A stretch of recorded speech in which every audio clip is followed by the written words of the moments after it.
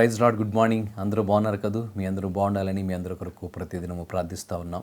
దేవుడు మిమ్మును మీ కుటుంబాల నిండారుగా దీవించునుగాక. ఈరోజు జన్మదినాన్ని అలాగే వివాహ దినాల్ని జరుపుకున్నటువంటి వారిని దేవుడు దీవించి ఆశీర్వదించునుగాక. ఈరోజు వాగ్దానంగా పరిశుద్ధ గ్రంథాలు తెరచి కీర్తనలు 63 మొదటి చరణాన్ని మనం చూస్తే, దేవా నా దేవుడవు నీవే, వేకువనే నిన్ను వెదకెదను.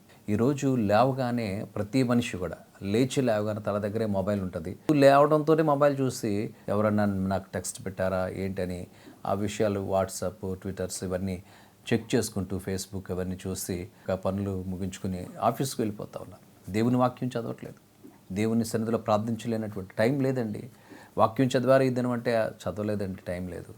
ప్రార్థన చేసుకున్నారు బ్రదర్ అంటే టైం లేదండి. ఎంత బిజీ అయిపోయాడంటే ఈ యొక్క 20th సెంచరీలో మానవుడు చాలా బిజీ జీవిస్తూ ఉన్నాడు. అతని స్కెడ్యూల్ చూస్తే అసలు ఎక్కడా విరామం లేనటువంటి పరిస్థితులు. అయితే ఇక్కడ అంటున్నాడు, దావీదు రాజై ఉన్నాడు. దావీదు ఒక ఉద్యోగం చేస్తున్నటువంటి మనకే ఇంత హడావడి, ఇంత బిజీ స్కెడ్యూల్ కలిగి ఉంటే ఒక రాజు ఎంత ఉన్నతమైనటువంటి స్కెడ్యూల్ కలిగి ఉంటాడు. అయినప్పటికీ కొన్ని ప్రోగ్రామ్స్ ఆగిపోతుంటాయి, పెండింగ్ పడుతుంటాయి. అయితే పరిపాలన దక్షతతో ఉన్నటువంటి వ్యక్తికి ఎంత బిజీ ఉంటుందో, ఎంత బిజీ లైఫ్ లీడ్ చేస్తాడు. అలాంటి వ్యక్తి దేవుని సన్నిధిలో అంటున్నాడు, దేవా నా దేవుడవు నీవే, నా దేవుడు నీవే ప్రభువా అని ఆరాధిస్తావు. నువ్వు ఆరాధించగలుగుతున్నావా? దావీదుకు దేవునితో ఉన్నటువంటి సంబంధం. అందుకే దేవా యెహోవా నా కాపరి నీవే అని అన్నాడు. ఇక్కడేమో దేవా నా దేవుడవు నీవే అనేటువంటి మాట. యెహోవా దేవుడుగా గల జనులు ధన్యులు అని లేఖనం సెలవిస్తూ ఉంది. యెహోవాను విడిచి వేరొకని హత్తుకునేటువంటి వారికి, ఆశ్రయించేటువంటి వారికి శ్రమలు విస్తరించును అని లేఖనం సెలవిస్తాం. దేవుని విడిచి లోకాన్ని, దేవుని విడిచి స్నేహితుల్ని ఆశ్రయిస్తున్నావా? దేవుణ్ణి విడిచి లోకాన్ని ప్రేమిస్తే శ్రమలు నీ జీవితంలో ఉంటాయి. పైకి చక్కగా కనబడుతున్నాను అనుకుంటున్నావు, పైకి చక్కగా ఉంది నా జీవితం అనుకుంటున్నావు, కానీ హృదయంలో నెమ్మది లేని స్థితి. కానీ దేవుని యందు ఆశ్రయిస్తే, దేవా నీవే నా దేవుడవు, నేను నిన్ను కనపరచదు. వేకువనే లేచి ప్రభుని స్తుతిస్తూ ఉన్నాడు. తన అరుణోదయాన్ని లేచి దేవుని స్తుతిస్తున్నాడు. అరుణోదయాన్ని లేచి యోబు కూడా తన బిడ్డల కొరకు ప్రార్థిస్తూ ఉన్నాడు.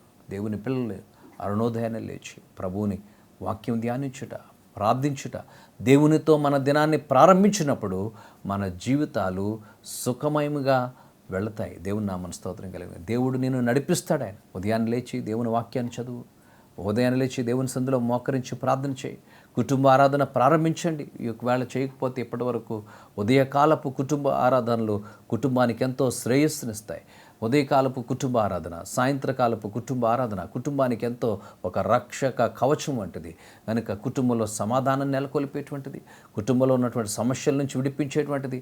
వేకువనే దావీదు ఏం చేయాలి, ఈ రోజు నేను ఎక్కడికి వెళ్ళాలి, ఏ దేశం మీదకి యుద్ధానికి వెళ్ళాలి, ఈ విషయాలు ఆలోచించట్లేదు. వేకువనే లేచి, దేవా నీవే నా దేవుడవు, వేకువనే నేనేం చేస్తాను కనపరచదు. దేవుని స్తుతిస్తున్నాడు. దేవుని స్తుతించాను నీ జీవితంలో ఉందా? వేకువనే అరుణోదయాన్ని లేచి దేవుణ్ణి స్తుతించడం ద్వారా గొప్ప కార్యాలను పొందుకుంటాం. ఉదయాన్నే నువ్వు లేచి దేవుని స్తుతిస్తున్నప్పుడు, ఇంకా పెందలకాడనే నువ్వు లేచి దేవుణ్ణి ప్రార్థన చేయగలిగితే, దేవునితో కొంత సమయాన్ని నువ్వు గడపగలిగితే, ఆ దినమంతా దేవుని కృపనితో ఉండి నీ ప్రతి పనిపాట్లలో కూడా ఆయన సన్నిధి నీకు తోడుగా ఉంచి నడిపిస్తాడు. కనుక దేవుని యందు భయభక్తులు కలిగి ఆయనతో మనం నడిచినప్పుడు దేవుని గొప్ప కార్యాలు మనం చూస్తాం. తల వంచి ప్రార్థన చేద్దాం. పరిశుద్ధమైన దేవా, నీ ఘననామానికి స్తోత్రాలు చెల్లిస్తున్నాం. ఈ కొద్ది మాటలు మా వినికిలో దీవించండి. దేవా నా దేవుడవు నీవే, వేకువనే లేచి నేను స్తుతిస్తానని భక్తుడు మాట్లాడుతున్నాడు. నిజమే, నీవు మా జీవితాలని బలపరిచేవాడివి. వేకువని నీకు అప్పగించుకున్నప్పుడు ఆ దినమంతటిలో నీ సన్నిధి, ఆ దినమంతటిలో నీ కృప మాతో ఉండి మమ్మల్ని నడిపించే దేవుడు. ఇదిగో నీ ప్రియబిడ్డల జీవితాల్లో ఈ దినమంతా నీ సన్నిధి వారితో ఉంచి నడిపించండి. అన్ని విషయాల్లో నీ కృప ఉంచండి. నీ గైడెన్స్ని వారికి తోడుగా ఉంచి నడిపించమని యేసు నామమున స్తుతించి వేడుచున్నాము తండ్రి. ఆమేన్.